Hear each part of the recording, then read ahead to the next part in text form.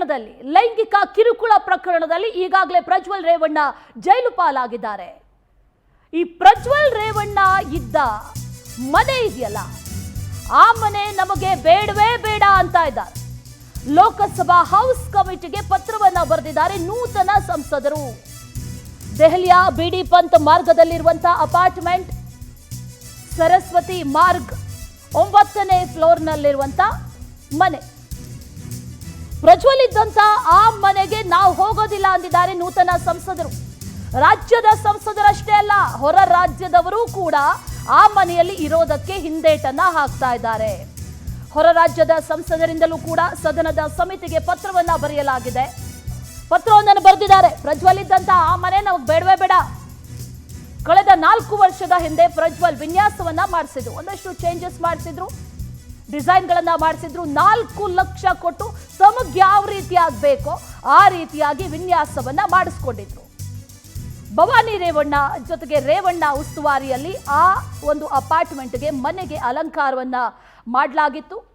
ಆ ಮನೆ ಇದೆಯಲ್ಲ, ಆ ಮನೆ ಈಗ ನಮಗೆ ಬೇಡವೇ ಬೇಡ ಅಂತ ಇದ್ದಾರೆ ನೂತನ ಸಂಸದರು. ಕೇವಲ ಕರ್ನಾಟಕದಲ್ಲಿರೋರು ಮಾತ್ರ ಅಲ್ಲ, ಹೊರ ರಾಜ್ಯದವರು ಕೂಡ ಆ ಮನೆಗೆ ಹೋಗೋದಕ್ಕೆ ಹಿಂದೇಟನ್ನ ಹಾಕ್ತಾ ಇದ್ದಾರೆ ಅನ್ನುವಂಥ ಮಾಹಿತಿ ಲಭ್ಯ ಆಗ್ತಾ ಇದೆ. ಪ್ರಜ್ವಲ್ ಇದ್ದಂಥ ಮನೆಗೆ ನಾವು ಸುತಾರಾಮ್ ಹೋಗೋದಿಲ್ಲ, ಖಂಡಿತವಾಗ್ಲೂ ಹೋಗೋದಿಲ್ಲ. ಒಂದಷ್ಟು ಮಾರ್ಪಾಡುಗಳನ್ನು ಮಾಡಿಸಿದ್ರು ಪ್ರಜ್ವಲ್ ರೇವಣ್ಣ ಅನ್ನುವಂಥ ಮಾಹಿತಿ ಲಭ್ಯ ಆಗ್ತಾ ಇದೆ. ರೇವಣ್ಣ ಅವರ ಉಸ್ತುವಾರಿಯಲ್ಲಿ ಮಾಡಿಸಿದ್ರು ಅಂತ ಅಂದಮೇಲೆ ಖಂಡಿತವಾಗ್ಲೂ ಕೂಡ ಯಾವುದಾದ್ರೂ ಶಾಸ್ತ್ರೋಕ್ತವಾಗಿ ಒಂದಷ್ಟು ದಿಕ್ಕುಗಳನ್ನು ಬದಲಾವಣೆ ಮಾಡುವಂಥದ್ದಾಗಿರ್ಬೋದು, ಇದೆಲ್ಲವನ್ನು ಕೂಡ ಮಾಡಿಸಿರ್ತಾರೆ. ಆದರೆ ಆ ಮನೆಗೆ ಹೋಗೋದಕ್ಕೆ ಈಗ ಹಿಂದೇಟನ್ನು ಹಾಕ್ತಾ ಇದ್ದಾರೆ ಅನ್ನುವಂಥ ಮಾಹಿತಿ ಲಭ್ಯ ಆಗ್ತಾ ಇದೆ.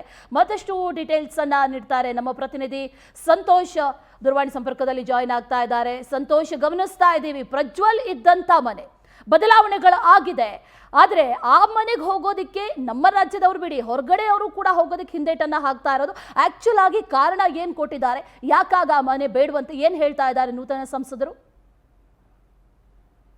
ಅಶ್ವಿನಿ, ಪ್ರಮುಖವಾಗಿ ಈ ಹಿಂದೆ ಸಂಸದರಾಗಿದ್ದಂತಹ ಪ್ರಜ್ವಲ್ ರೇವಣ್ಣ ದೆಹಲಿಯ ಅಂದ್ರೆ ಬಿಡಿ ಮಾರ್ಗ್ನಲ್ಲಿರುವಂತಹ ಸರಸ್ವತಿ ಅಪಾರ್ಟ್ಮೆಂಟ್ ನ 9ನೇ ಮಹಡಿಯಲ್ಲಿ ಸುಮಾರು 5 ವರ್ಷಗಳ ಕಾಲ ವಾಸವಾಗಿದ್ರು ಅನ್ನೋದನ್ನ ಗಮನಿಸಬೇಕಾಗತ್ತೆ. ಆದ್ರೆ ಆ ಸಮಯದಲ್ಲಿ ಅವರ ಮೇಲೆ ಈಗಾಗಲೇ ಕೇಳಿ ಬಂದಿರುವಂತಹ ಅತ್ಯಾಚಾರ ಆರೋಪಗಳಿರ್ಬೋದು, ನಾನಾ ರೀತಿಯ ಆರೋಪಗಳು ಅವರ ಮೇಲೆ ಈಗಾಗಲೇ ಕೇಳಿ ಬಂದಿದೆ.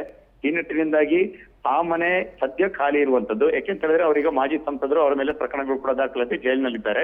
ಇನ್ನು ಉಳಿದಂತೆ ಆ ಮನೆಯನ್ನ ಬೇರೆ ಸಂಸದರಿಗೆ, ನೂತನವಾಗಿ ಆಯ್ಕೆಯಾಗಿ ಬಂದಂತಹ ಸಂಸದರುಗಳಿಗೆ ಸಹಜವಾಗಿ ಇದನ್ನ ಅಲಾಟ್ಮೆಂಟ್ ಮಾಡುವಂಥದ್ದು ಹೌಸಿಂಗ್ ಕಮಿಟಿಯ ಒಂದು ಪರವಾನಗಿ ಆಗಿರುತ್ತೆ. ಆ ಕಾರಣದಿಂದಾಗಿ ಸಂಬಂಧಪಟ್ಟಂತಹ ಸಂಸದರುಗಳು ಮನವಿಯನ್ನ ಕೊಡ್ತಾರೆ. ಬಂದಂತಹ ಹೊಸಬರಿಗೆ ಮನೆಯನ್ನ ಅಲಾಟ್ ಮಾಡುವಂತ ಸಂದರ್ಭದಲ್ಲಿ ಆ ಮನೆಯನ್ನ ಬಹುತೇಕರು ಪ್ರಿಪೇರ್ ಮಾಡಿದ್ರು ಕೂಡ, ಆದ್ರೆ ಅದರ ವಾಸ್ತವತೆಯನ್ನ ತಿಳಿದುಕೊಂಡು ಯಾರು ಕೂಡ ಆ ಮನೆಗೆ ಹೋಗೋದಕ್ಕೆ ಇಚ್ಛೆಯನ್ನ ಪಡ್ತಾ ಇಲ್ಲ. ಒಂದು ಪ್ರಮುಖ ಕಾರಣ ಅಂತ ಹೇಳಿದ್ರೆ ಈ ಮನೆಗೆ ಬಂದಂತವರು ಮತ್ತೆ ಜೈಲಿಗೆ ಹೋಗುವಂತಹ ಸಾಧ್ಯತೆಗಳು ಹೆಚ್ಚಾಗಿರುತ್ತೆ. ನೇರವಾಗಿ ಆ ರೀತಿಯಾದಂತಹ ಯೋಚನೆಗಳು ಈಗಾಗಲೇ ಬಂದಿರುವಂತದ್ದು, ಹಲವು ರೀತಿಯಾದಂತಹ ಆರೋಪಗಳನ್ನ ಎದುರಿಸುವಂತಹ ಸಾಧ್ಯತೆಗಳಿರುತ್ತೆ ಅನ್ನುವಂಥದ್ದನ್ನು ಕೂಡ ಈಗಾಗಲೇ ಬಹುತೇಕ ಸಂಸದರು ಅರಿತುಕೊಂಡಿದ್ದಾರೆ. ಈ ಕಾರಣದಿಂದಾಗಿ ಕೇವಲ ಕರ್ನಾಟಕ ಮಾತ್ರವಲ್ಲ, ಉತ್ತರ ಭಾರತದ ಬಹುತೇಕ ಸಂಸದರುಗಳು ಕೂಡ ಈಗಾಗಲೇ ಸಮಿತಿಗೆ ಈಗಾಗಲೇ ಪತ್ರವನ್ನು ಬರೆದು ಈ ಮನೆಯನ್ನ ದಯಮಾಡಿ ಅಲಾಟ್ಮೆಂಟ್ ಮಾಡಬೇಡಿ ಅನ್ನುವಂಥದ್ದನ್ನ ಈಗಾಗಲೇ ವಾಪಸ್ ಪತ್ರವನ್ನು ಬರೆದು ಮನವಿಯನ್ನು ಮಾಡಿಕೊಂಡಿರುವಂತಹ ಪ್ರಸಂಗಗಳು ಈಗ ಎದುರಾಗ್ತದೆ. ಇದೇ ರೀತಿಯಾದಂತಹ ಪ್ರಸಂಗಗಳು ನಾನಾ ರೀತಿಯಾದಂತಹ ಕೆಲವೊಂದಿಷ್ಟು ಮನೆಗಳ ಮೇಲೂ ಕೂಡ ಪ್ರಭಾವವನ್ನು ಬೀರ್ತಾರೆ. ಯಾಕೆಂತ ಹೇಳಿದ್ರೆ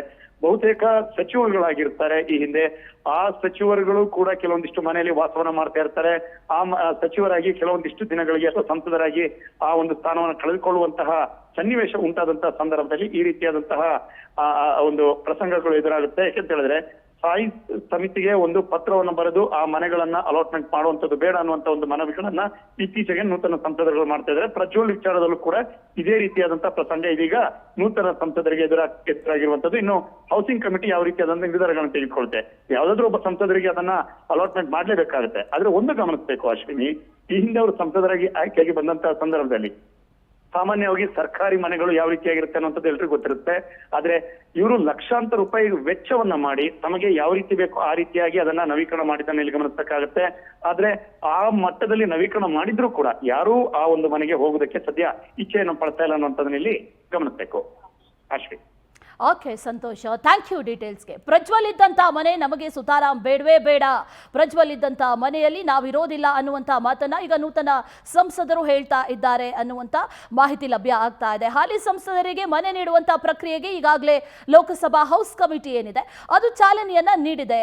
ಈಗ ಪ್ರಜ್ವಲ್ ರೇವಣ್ಣ ಇದ್ದಂಥ ಆ ದೆಹಲಿಯ ಬಿಡಿ ಪಂತ್ ಮಾರ್ಗದಲ್ಲಿರುವಂಥ ಸರಸ್ವತಿ ಅಪಾರ್ಟ್ಮೆಂಟ್ನ 9ನೇ ಫ್ಲೋರ್ನಲ್ಲಿರುವಂಥ ಮನೆ ಇದೆಯಲ್ಲ, ಆ ಮನೆಗಂತೂ ನಾವು ಹೋಗೋದಿಲ್ಲ ಅಂತ ಹೇಳ್ತಾ ಇದ್ದಾರೆ ನೂತನ ಸಂಸದರು.